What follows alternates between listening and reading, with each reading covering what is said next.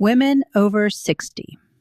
I want to talk about something most of us do every single morning without thinking. Because for my friend Linda, that simple habit is what put her in a hospital bed, unable to move half her body. Breakfast. She didn't eat fast food. She didn't binge. She didn't do anything reckless. Toast, jam, juice. Foods she believed were safe, even healthy. An hour later, she was having a stroke. And what shocked me most wasn't the stroke itself. It was learning how strongly those exact morning foods are linked to increased stroke risk in older women when eaten the way most of us eat them. No warning, no pain beforehand, just one ordinary morning that changed everything. When I first saw Linda in the hospital, I barely recognized her. Her face drooped slightly on one side. Her words came out slow and thick. Her right arm wouldn't lift when she tried to move it. She looked at me and whispered, "I did everything right." And that's what broke my heart, because she had done what she was told. She ate light, she avoided fat, she didn't overeat. What no one ever told her was that light doesn't always mean safe, especially in the morning when the body is most vulnerable. Doctors talked about blood pressure, clot risk, rehab schedules, but almost no one talked to her about food, especially breakfast. Here's what Linda learned the hard way.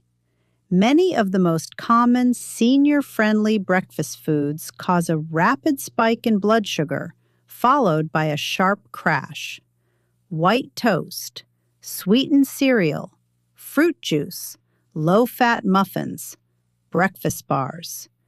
When eaten alone, especially first thing in the morning, these foods can raise blood sugar and blood pressure quickly.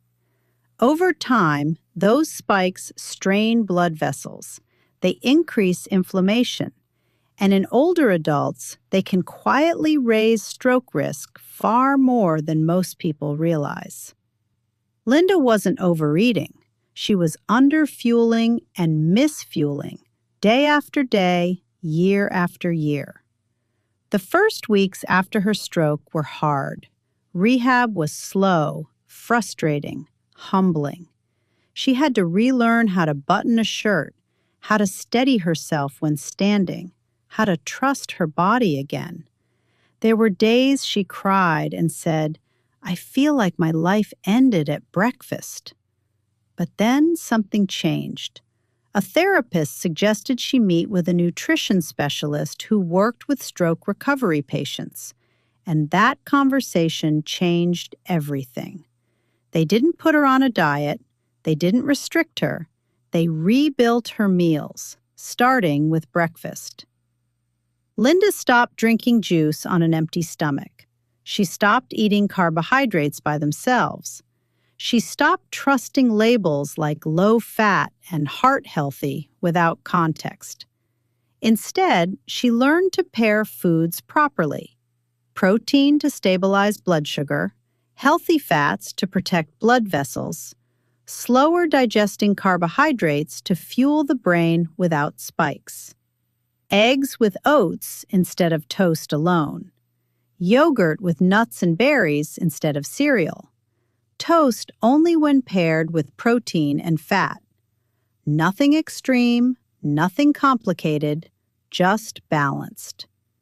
Within weeks, something unexpected happened. Her energy stabilized. Her blood sugar readings improved. Her rehab sessions became more productive. Within months, the changes were undeniable. Her speech cleared. Her strength returned. Her confidence came back. Today, Linda walks on her own. She cooks. She gardens again. And she told me something I'll never forget. She said, "The stroke didn't end my life. It woke me up." That's why I'm sharing this with you, to protect you. Because the goal isn't to live in fear of food. The goal is to stop letting harmless-seeming habits quietly work against your body. I put together a simple food list based on exactly what Linda changed. Real meals that stabilize blood sugar, support blood vessels, and nourish the body the way it needs after 60. It's linked below if you'd like to see it. And please stay with me, because next I'm going to explain why eating less in the morning can actually increase stroke risk and what to do instead. What most women don't realize is that the morning is when the body is most vulnerable. After a night of fasting, blood sugar is already low. Stress hormones are naturally higher. Blood pressure is more sensitive. So what you eat first doesn't just break the fast, it sets the tone for the entire day. When that first meal is mostly refined carbohydrates or sugar, toast, cereal, juice, blood sugar rises fast, and then it falls. That crash doesn't always feel dramatic. Sometimes it feels like lightheadedness, weakness, shakiness, trouble concentrating, or just feeling off. In older women, those swings put real strain on blood vessels in the brain. Over time, that strain matters. Linda's doctors later explained something that still chills me. Her stroke didn't come out of nowhere. It was the result of years of repeated stress on her system. Small spikes, small crashes, over and over again. The morning was just when it finally showed itself.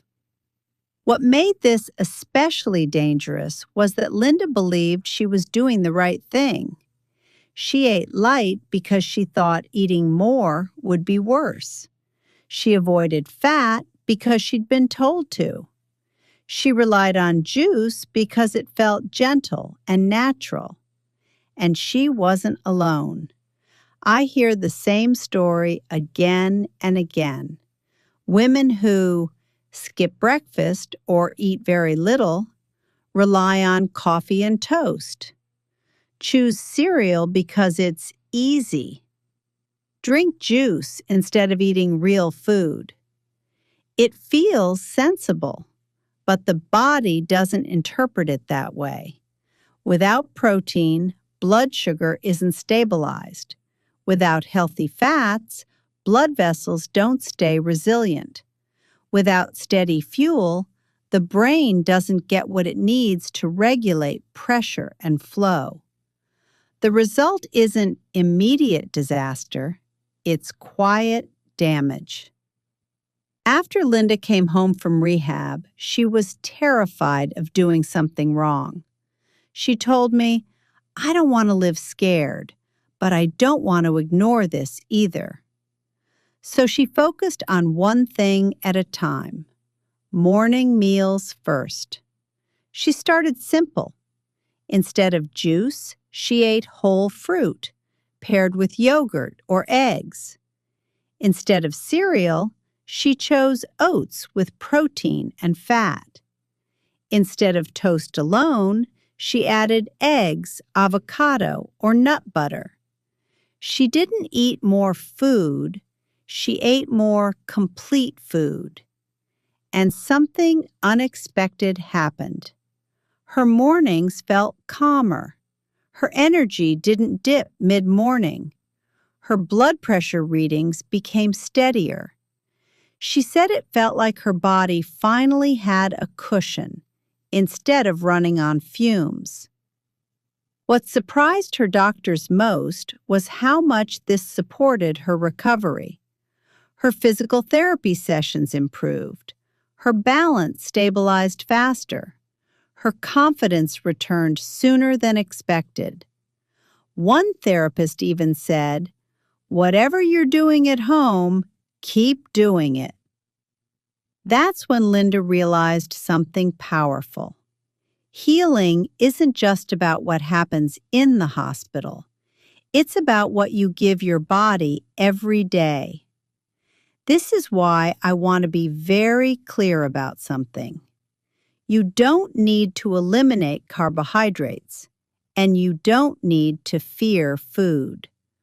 What you need is structure. Carbohydrates that digest slowly, protein that anchors meals, fats that protect blood vessels, together. Potatoes with eggs and olive oil, oats with yogurt and nuts, rice with fish and vegetables. These meals don't spike and crash, they stabilize, and stability is what protects the brain. If you've ever felt weak, dizzy, or unsteady in the morning, if you've ever told yourself, I just need to eat less, please hear this. Eating less isn't safer. Eating balanced is.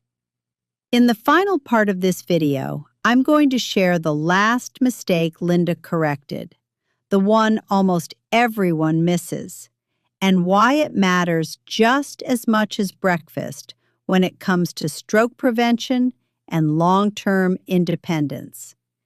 And I'll show you how to apply all of this gently without overhauling your life. Stay with me. There was one more change Linda made, and this one surprised both of us because it wasn't about what she added, it was about what she stopped doing without realizing it. She stopped eating foods that looked healthy on the outside but quietly worked against her on the inside. Low-fat foods with added sugar. Heart-healthy snacks that spiked her blood sugar. Packaged breakfasts that filled her stomach but left her body unstable. And she stopped eating in a way that left long gaps between meals. Here's what matters, and this is important.